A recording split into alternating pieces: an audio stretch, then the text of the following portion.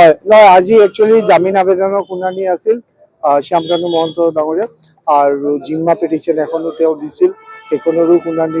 ধাৰ্য কৰা আছিল লগতে চাৰ্জ হিয়াৰিঙৰো ধাৰ্য আছিল কিন্তু বেল পিটিশ্যনখন ইমান দুই পক্ষৰ আৰ্গুমেণ্ট হৈছে যে সেইকাৰণে জিম্মা পিটিশ্যনখনো ল'ব সময় নহ'ল আৰু এতিয়া 4:40 আমি ওলাই আহিছোঁ অনাৰেবল কোৰ্টে সেইটো ৰিফ্লেক্ট কৰিছে যে যিহেতু 4:40 হ'ল বেল পিটিশ্যন হিয়াৰিঙে কমপ্লিট নহ'ল তো সেইকাৰণে চাৰ্জটো নেক্সট উইকৰ পৰা হ'ব সম্ভাৱনা আৰু জিম্মা পিটিশ্যনখন কালি ছেকেণ্ড হাফত শুনানি হ'ব ৰাতিপুৱা ভাগত আমাৰ বেল পিটিশ্যনখন আকৌ পুনৰ শুনানি হ'ব যিহেতু আজি কমপ্লিট নহ'ল তো তাতে আজি গুৰুত্বপূৰ্ণ 3টামান পইণ্ট আজি আৰ্গুমেণ্টত আমি উত্থাপন কৰিছোঁ এটা কথা হ'ল যে তেওঁলোকে আৰ্গুমেণ্ট কৰিছিল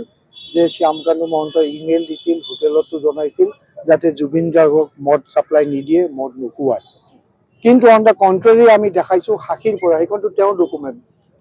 আমাৰ প্ৰচিকিউশ্যনৰ ডকুমেণ্ট নহয় আমি এইটো কৈছোঁ যে সেইটো প্ৰচিকিউশ্যনৰ ডকুমেণ্ট নোচোৱাকৈ কোনো পৰ্যায়ৰে প্ৰাইভেট ডকুমেণ্টছ বৰ্তমান ষ্টেজত চাব নোৱাৰে কাৰণ আইনত এইটো ব্যৱস্থা নাই অন দ্য কন্ট্ৰেৰী তাৰ বিপৰীত আমি এটা ডাঙৰ বস্তু দেখাইছিলোঁ NRI সাক্ষীৰ পৰা যে শ্যামকানু মহন্তই অভিমন্যু তেওঁক মদৰ বটল এটা কিনি আনিব দিছিল কি ব্লেক এণ্ড হোৱাইট ব্ৰেণ্ড নেকি আনিব দিছিল আৰু সেইটো তেওঁ বাই কৰি আনি তেওঁ লবিত শ্যামকানু মহন্তক হেণ্ড অভাৰ কৰিছিল আৰু শ্যামকানু মহন্তই এইটো আকৌ হেণ্ড অভাৰ কৰিছিল জুবিনক অৰ্থাৎ এইটো ইয়াত যোৱাৰ আগে তো সেই গোটেই বটলটো আনফৰ্চুনেটলি জুবিন গাৰ্গক ড্ৰিংক কৰাই দিয়া হৈছিল যাৰ ফলত নেকি তেওঁৰ গাটো যথেষ্টখিনি অসুবিধা হৈছিল চ' আমি কোৰ্টত দেখাইছোঁ যে তেওঁ একফালে কয় মদ দিব নালাগে আৰু একফালে আকৌ নিজেই মদ খোৱাবৰ কাৰণে বটল আনি আৰু ছেকেণ্ড আৰ্গুমেণ্ট এটা তেওঁ ৰেজ কৰিছে যে তেওঁ পলাই নাযায় ফ্লাইট ৰিস্ক নাই তো আমি দেখাইছোঁ যে তেওঁৰ প্ৰতি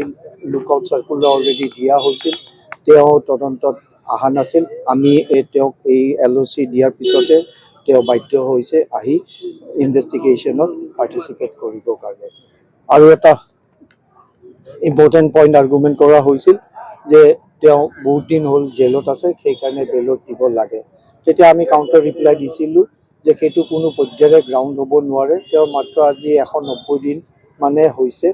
আৰু সেইটো এটা চাফিচিয়েণ্ট ডিটেনশ্যন পিৰিয়ড নহয় আৰু অনাৰেবল হাইকোৰ্টে এইটো আৰু গভৰ্ণমেণ্টৰ ইনিচিয়েটিভত এইটো এটা ফাষ্ট ট্ৰেক কৰি দিয়া হৈছে যাতে মানুহ কোনো লং ডিলে জেলত থাকিব নালাগে সেই গতিকে এইটো ফাষ্ট ট্ৰেক কৰা হৈছে আৰু তাৰে কাৰণে চাৰ্জ হিয়াৰিংটো অলৰেডি সম্পূৰ্ণই হৈছিল এইকেইখন বেল পিটিশ্যন আহি গ'ল কাৰণেহে বৰং অলপ আমি পিছুৱাব লগা হ'ল আজি যদি চাৰ্জ হিয়াৰিঙত যদি তেওঁলোক ছাকচেছফুল হয় যে কোনো কেছ প্ৰচিকিউশ্যনে মেক আউট কৰা নাই তেতিয়া তেওঁলোকে ডিছচাৰ্জ হৈ যাব তেওঁ বেলত যোৱা কোনো প্ৰয়োজনেই নাই কিন্তু যদি চাৰ্জত ডিছচাৰ্জ নহয় অৰ্থাৎ চাৰ্জ ফ্ৰেম হয় তেতিয়াহ'লে বেলৰো তাৰমানে মেৰিট নাই সেইকাৰণে চাৰ্জ ফ্ৰেম হৈছে তো এইসব আমি আজি উত্থাপন কৰিছোঁ অনাৰেবল হাইকোৰ্টে গোটেইখিনি পইণ্টছ তেওঁ নোট কৰিছে আৰু আমাৰ অবজেকশ্যন যিখন আছিল বেলত আমি তাতে গোটেইখিনি বস্তু সংগ্ৰহ কৰি দিছোঁ কি গ্ৰাউণ্ডত বেল দিব পাৰে সেইখিনি অনাৰেবল সুপ্ৰিম কোৰ্টে ভেৰিয়াছ হাইকোৰ্টছে কৈছে সেইখিনি পেৰামিটাৰ ইয়াৰ্ডষ্টিক যি আছে সেইখিনি মতে তেওঁলোকে কোৱালিফাই নকৰে বেল পাবলৈ সেইকাৰণে ৰিজেক্ট কৰিব লাগে বুলি আমি দেখাইছোঁ অনাৰেবল কোৰ্টত চ' অনাৰেবল কোৰ্টে এতিয়া চালি জাৰি চাই এনালিচিছ কৰি যেতিয়া সময় আহিব তেতিয়া অৰ্ডাৰ দিব তেতিয়া আমি গম পাম যে আচলতে বেল দিয়া কেছ হৈছে নে বেল ৰিজেক্ট কৰা কেছ হৈছে মদৰ বটলৰ যিটো প্ৰসংগ ক'লে সেইটো খুব important point definitely important point কাৰণ তেওঁ ব্লয়িং হট ব্লয়িং কোল্ড বুলি মই কৈছোঁ যে একফালে তেওঁ দিন একফালে ৰাতি ইপিটি সিপিটি নিমিলা অংক এটা কেনেকুৱা যে তেওঁ কৈছে মই মেইল দিছোঁ যাতে জুবিন গাৰ্গক কোনো পৰ্যায়ৰে মদ নোখোৱাই মদ নিদিয়ে আনহাতে তেওঁ অভিমন্যুৰ থ্ৰুৰে NRI থ্ৰুৰে এইটো স্পষ্টভাৱে সাক্ষীত আহিছে এভিডেঞ্চৰ উইটনেছত আহিছে সেইটো যেতিয়া আমি সাক্ষী বাদি ল'ম তেতিয়া এইটো এভিডেঞ্চলৈ পৰিণত হয় এতিয়া বস্তুটো হ'ল যে ইনক্ৰিমেণ্টিং মেটেৰিয়েলছ যে যথেষ্ট ডাউট কৰিব লগা তেওঁৰ প্ৰতি এভিডেঞ্চ আছে সেইটো আমি কোৰ্টত দেখাইছোঁ আৰু এটা আছিলে যে সিদ্ধাৰ্থ শৰ্মাই বেল আবেদন এখন দাখিল কৰিছিলে কিন্তু এফিডেভিটত তেওঁ ভুল ৰৈ গৈছিলে আৰু আজি নতুনকৈ দাখিল কৰিছিলে কিবা এফিডেভিট নাই তেওঁ আজি লাষ্টত সেইটোৱে অনাৰেবল কোৰ্টে তেওঁৰ উকিলক অনলাইনত সুধিছিল যে আপোনাক নিৰ্দেশ দিয়া হৈছিল এটা কোৰ্টৰ ডাইৰেকশ্যন কেতিয়া আছিল 20 তাৰিখে নেকি 20 তাৰিখে এটা ডাইৰেকশ্যন দিছিল শুধৰাবৰ কাৰণে আজিলৈ আপুনি শুধৰোৱা নাই তো সেইটো কাৰণে এইখন গ্ৰহণযোগ্য নহয় তেতিয়া তেওঁ ক'লে মই ডিফেক্টটো কেয়াৰ কৰিম, তেতিয়া আমাৰো তেনেকুৱা অবজেকশ্যন নাই, কাৰণ এইচব সৰু সুৰা টেকনিকেল ইছ্যুত ময়ো টু বি অনেষ্ট ঠিক নাপাওঁ অবজেকশ্যন দিব। চ' মেৰিটত আমি ফাইট কৰিম যেতিয়া তেওঁ শুদ্ধ এখন পিটিশ্যন ফাইল কৰিব। এক প্ৰকাৰত খাৰিজ হোৱা বুলি ক'ব পাৰি যিখন দাখিল কৰিছে। নহয়, খাৰিজ কৰা নাই, পেণ্ডিঙত ৰাখিছে for curing the defect. Court ফি দিব, কাৰণ তেওঁৰ ইয়াতে কোনো লোকেল উকিল নাই, তেওঁলোকে দিল্লীৰ পৰা কণ্ডাক্ট কৰে, ত' সেইটো এটা তেওঁলোকৰ অসুবিধাৰ সন্মুখীন। আই ডোণ্ট ন' ৱাই ইয়াতে কোনো লোকেল উকিল লোৱা নাই নে কাকো এংগেজ কৰিব পৰা নাই, ডেট ইজ ফৰ দেম।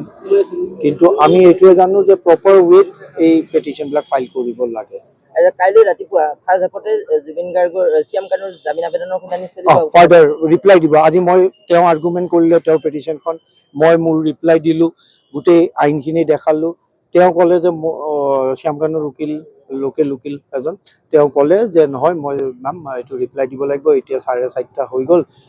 কালি পুৱা কৰিলে ভাল হয়। বাইদেউ সেইটো সন্মত হ'ল, কাৰণ তেওঁ অৰ্ডাৰো লিখিব লগা আছিল। তেওঁ 4:40 বাইদেৱে ক'লে ঠিক আছে, কালি পুৱা কিন্তু আপুনি 10:30 আৰম্ভ কৰিব। আৰু সিদ্ধাৰ্থ পিটিশ্যনটো কাইলৈ সেইটো সিদ্ধাৰ্থহঁতে ডিফেক্টটো কিয়ৰ কৰাৰ পিছতহে গম পাম যে কাইলৈ যদি লয় তেতিয়াহ'লে আমি অবজেকশ্যন দিব টাইম ল'ব লাগিব, আমিওতো অবজেকশ্যন দিব সময় পাব লাগিব না।